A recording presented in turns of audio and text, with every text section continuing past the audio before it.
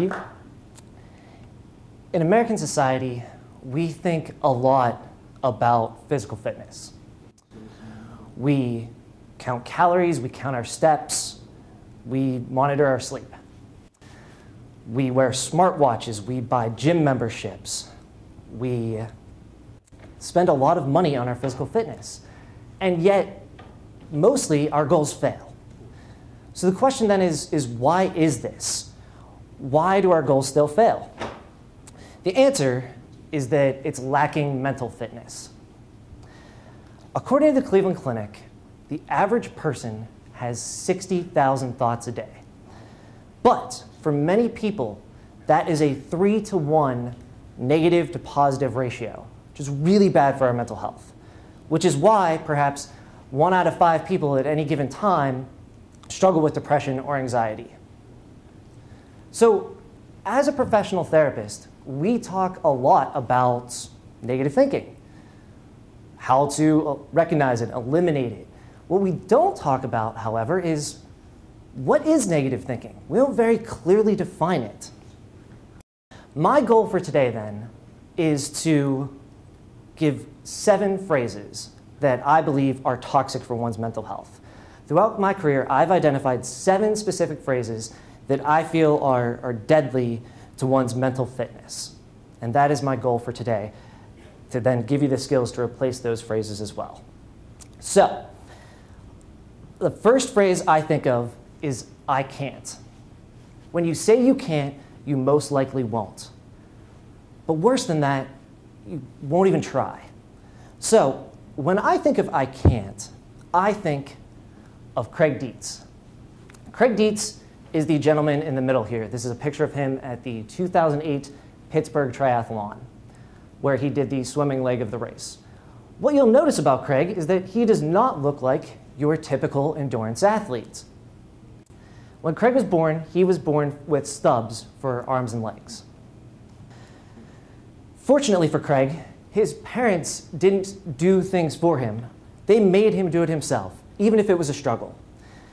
And this attitude in Craig, kind of this why can't I attitude, it has stuck with him throughout his life. So at 16 years old, Craig drove his own car, modified so that he could do it. The license plate read, "Look ma, no hands." When he graduated college, he went on to law school. He took the exam with no special accommodations, putting a pen between his neck and shoulder, and completing the bar exam and passing on the first try. Craig, on most nights, makes dinner for his wife. He plays volleyball with his head. He does downhill skiing. He's even bagged a buck and plays the drums. Incredible person. What Craig is best known for, though, his crown jewel of his athletic accomplishments, if you will, is swimming 4.4 miles across the Chesapeake Bay. Now, I think about that, a lot of us get winded just walking 4.4 miles, let alone swimming for almost 3 hours across the Chesapeake Bay.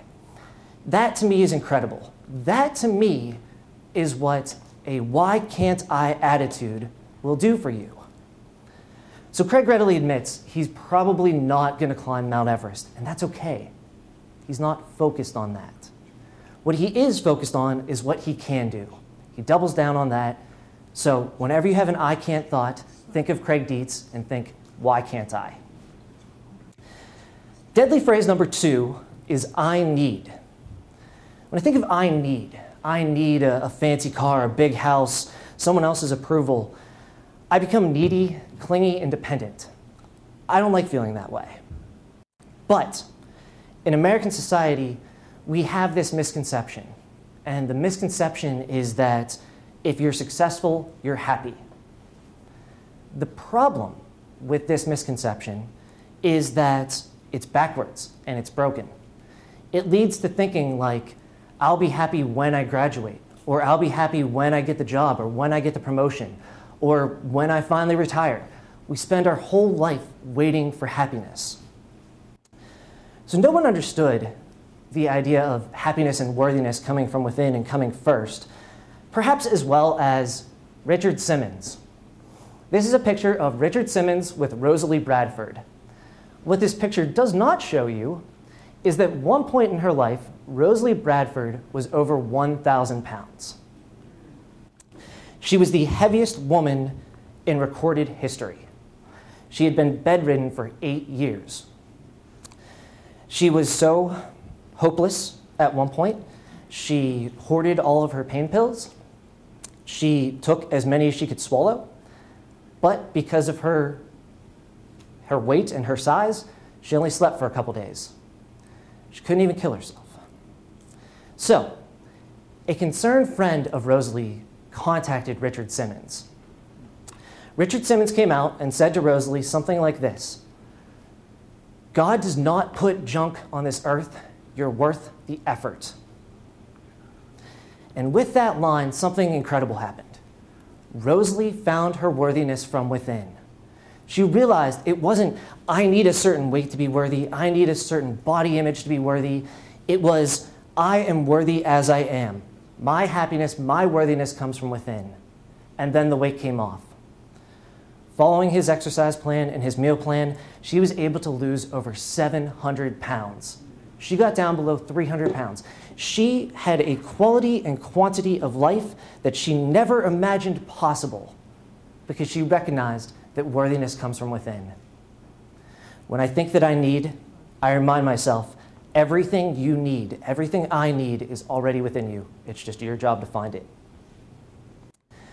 Deadly phrase number 3 is makes me. Makes me is making excuses. My job frustrates me. Traffic drives me insane. My dogs drive me up a wall, right? We give up all of our emotional power and control to that thing. Nobody understands this better than John Taffer. John Taffer, for those of you who might not know him, is a world-famous bar and nightlife consultant who is on the show Bar Rescue. And if you've ever seen the show Bar Rescue, pretty much every episode is pretty similar. John comes in and talks to the bar owners, and he asks them, well, why is your bar failing?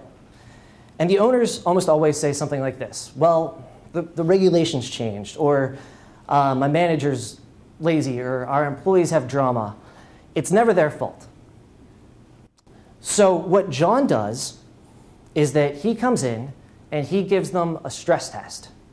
He pushes the owners to the point where they finally admit, you know what? This bar's failing because of me. And a pretty incredible thing happens after those bar owners have that insight. And that is, wait a second. If this bar's failing because of me, then that means I can turn this around too. Ironically, the bar owners start to take ownership, and they recognize their role in their business. Makes me, very simply, is making excuses. Don't give up your emotional power and control. Take it back, take ownership. When you say makes me, think of John Taffer. Phrase number 4 is should, shouldn't, right? Carl Jung is a famous psychiatrist who once said, what you resist persists. I never really fully understood that statement until I was about 27 years old. I was into lifting at the time, and I had a dull, aching pain in my shoulder that soon became a sharp pain in my shoulder. I went to the doctors and was diagnosed with osteoarthritis in my AC joint. So I thought to myself, I'm 27. This isn't fair. This isn't the way it should be. And I resisted it for a long time. I resisted it, and it persisted to upset me. And it actually got me pretty down. I was feeling pretty bummed. I was focused on the void. I was focused on that which I couldn't do. What? Finally, I got to the point where I thought back to Craig Dietz. I'm not going to focus on what I can't do. I'm going to double down on that which I can. I'm going to accept this diagnosis and transform in a new direction. So what I did is I ended up running several half marathons. I ended up doing a Tough Mudder, and I even did a 165-mile bike ride over the course of 3 days with my friends Oliver and Chris. My point is this. Life is unfair. If you think it should be differently, it's going to persist to upset you. What you resist persists. What you accept transforms you. Practice acceptance. Deadly phrase number 5 is always never. And the cliche here is after a breakup, somebody thinks, I'll always be single, I'll never find love again. And with that attitude, what's going to happen, right? You are always going to be single, and you probably won't ever find love again. It's overgeneralizing, it's catastrophizing, it's self-limiting. When I think of always never, I think of Andrew McCutchen. Now, most of you guys probably know Andrew McCutchen as the center fielder for the Pirates, who took them from 2 decades of losing seasons to their first playoffs in over 20 years. He was a center fielder for the Pirates. He then went to the Giants and is now with the Yankees. What you might not know about Andrew McCutchen is that he actually grew up very poor. He grew up in a trailer park in Florida, and his parents had to work multiple jobs to make ends meet. In addition, Andrew was actually a better football player than he was a baseball player. He was poised for a football scholarship, and he had worked hard to earn it. So one day, in his later years of high school, he is returning a kick, and he tears his ACL and MCL. Football scholarship done. Did he think to himself, I'll always be stuck here, I'll never be a professional athlete? Maybe, for a minute. But ultimately, instead, he continued to believe in himself. He continued to believe in his ability to be a professional athlete. He continued to believe in his dream. He pivoted, put his focus on baseball, and ended up being the National League MVP, has been a multiple-time All-Star. My point is this.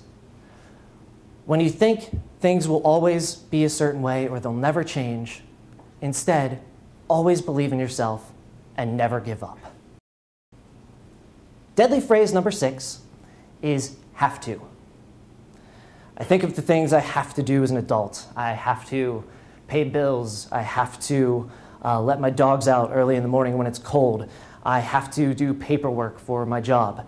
And if I'm being honest, yes, all of those things can be annoying. However, if we have 60,000 thoughts a day, and I practice have to thinking, the feeling that comes with that is a sense of resistance, a sense of obligation. I don't feel very good doing those things. So anytime I have a have to thought, I try to get to my get to, right? I get to pay my bills because I get to be fortunate enough to be a homeowner, and that beats living in my parents' basement. I get to do paperwork because I get to do a job I really love. I get to let my dogs out early in the morning, and I get to see this cute face greet me at the door when I come home. I get to let Sierra out and my other dogs, and when I get to my get to, it fills my heart with gratitude. Change your have tos, get to your get tos. The last deadly phrase is to me.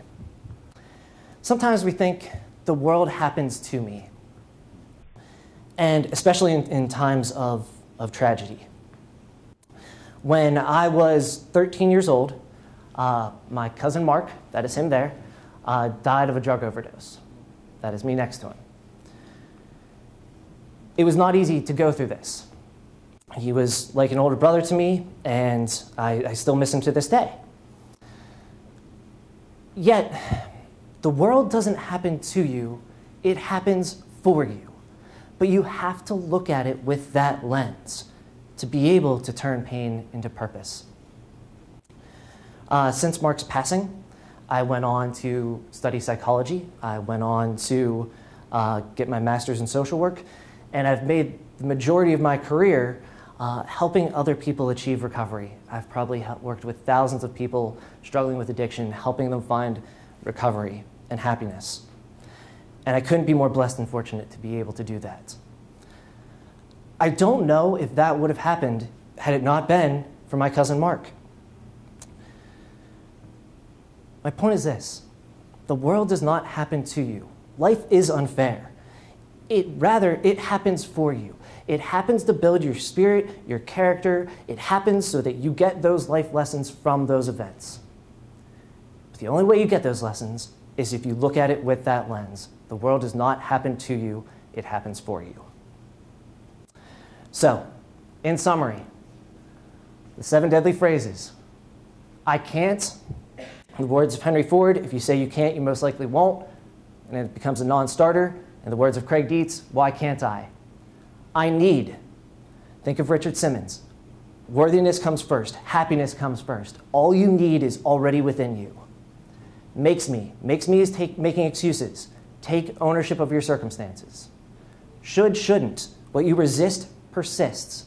Practice acceptance.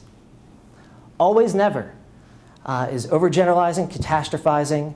Instead, always believe in yourself. It's the biggest predictor of your success in anything. Have to, get to your get to. Don't look at things with a sense of obligation and resistance. Get to your get to. It fills your heart with gratitude. And lastly, the world does not happen to you. It happens for you, but only if you look at it with that lens. So I'd like to end today's talk with this analogy. I don't believe that you are your thoughts. I do believe that you are the gatekeeper of your thoughts. Negative thinking is a lot like a nagging neighbor. If you have a nagging neighbor who comes knocking at your door and you keep letting that neighbor in, what is that neighbor going to continue to do? Keep knocking at your door, definitely. So, what do we do to replace negative thinking? Just like that nagging neighbor, don't let him in. Only let in the positive thoughts that truly identify with you and your core values and who you want to be. And as that neighbor comes knocking at your door, you being the gatekeeper of your thoughts, over time, if you don't let that neighbor in, just like a negative thought, that thought is going to pass by like a cloud in the sky, just like that neighbor is going to keep walking down the road. You are not your thoughts. You are the gatekeeper of your thoughts. I truly believe if you master your thinking, you master your life. And that is mental fitness. Thank you.